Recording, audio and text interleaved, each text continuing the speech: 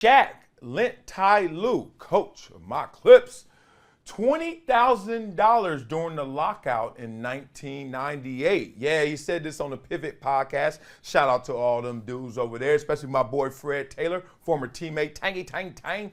Got love for him over there. All right, this is the quote. So Tyronn Lue is talking about Shaquille O'Neal taking everybody under his wing, having such a big heart. But he goes to Shaq's house one day, and he says, quote, "We go to Shaq's house, and the next day he gives me $20,000 cash. He's like, I know you ain't got no money. I know it's a lockout. Take care of yourself." That kind of helped me out. Shaq just made me feel welcome right away. Lue shared this in his appearance when he was on the Pivot. Wow. And that just made my mind start racing because I know these experiences, and a lot of times fans don't get to go behind the curtain in terms of how do you guys get paid? Why do athletes go broke? Et cetera, et cetera. Well, we got a little time. Let's talk through it. Well, NBA is different than football in terms of our payments, obviously. In football, you get paid during the season. That's it.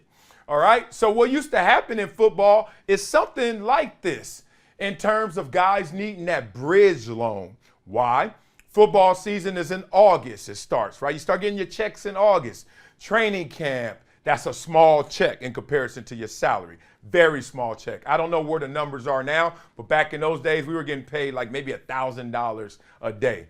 Trust me, I know. People at home like, what? And I'm talking about to the NFL player, that's not comps. So the guys are like, all right, that's a little money.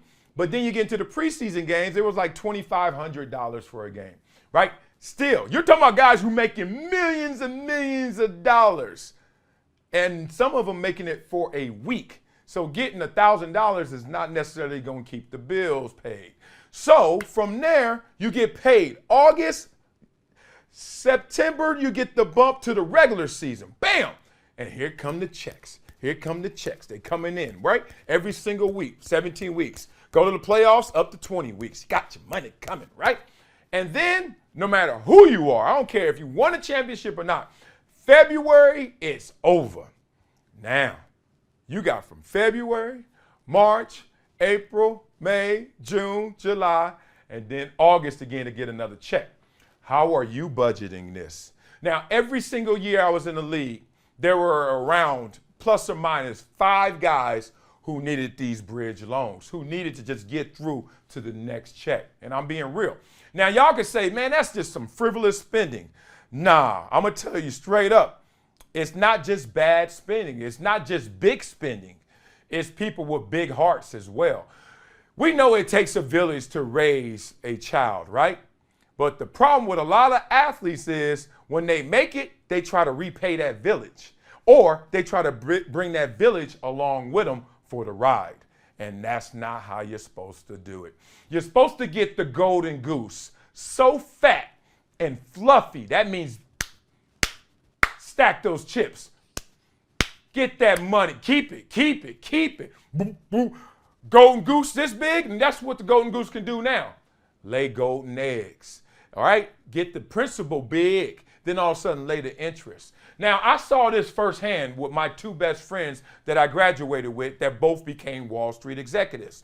They went on the path of the hockey stick graph, right? So it's like this. They're making little money. Oh, my God. Look at these Wall Street execs, right? Meanwhile, I hit it like this. Woo! Helicopter ride. Straight up. And those guys, when they finally are in their 30s, have been accustomed to a lifestyle that they were making this little money. In their 20s, when they were going to be a little loose with the money, when they were trying to figure it out, find out, and hanging out a ton, they had this much to work with. So they learned to work with it, right? But meanwhile, an athlete has got this much to work with, and they don't know how to work with it all because in part they think they have so much that they can give you some, mama this, gets a car, gets a house, daddy this, gets a car, gets a house, sister gets a house, auntie gets some money, and then next thing you know, this has turned into this, but keeping up with the Joneses and your lifestyle, your monthly nut, is actually still there. So it's not just big spending, furs, jewelry, cars. For you, it's big hearts. that are actually trying to take the whole village on this ride, because as soon as they make it, they all put on that hat and they start promising things that they haven't necessarily acquired in full. And then you know they Uncle Sam, Uncle Sam coming through the door, and he wants it all. So I just looked at this story like, wow, even a guy who's been in the league, a first rounder, doesn't matter, man. The budget and the numbers don't care about your story. And so many athletes walk into it, and it's hard. It pulls on you because you got all this money compared to everyone else in your family, right?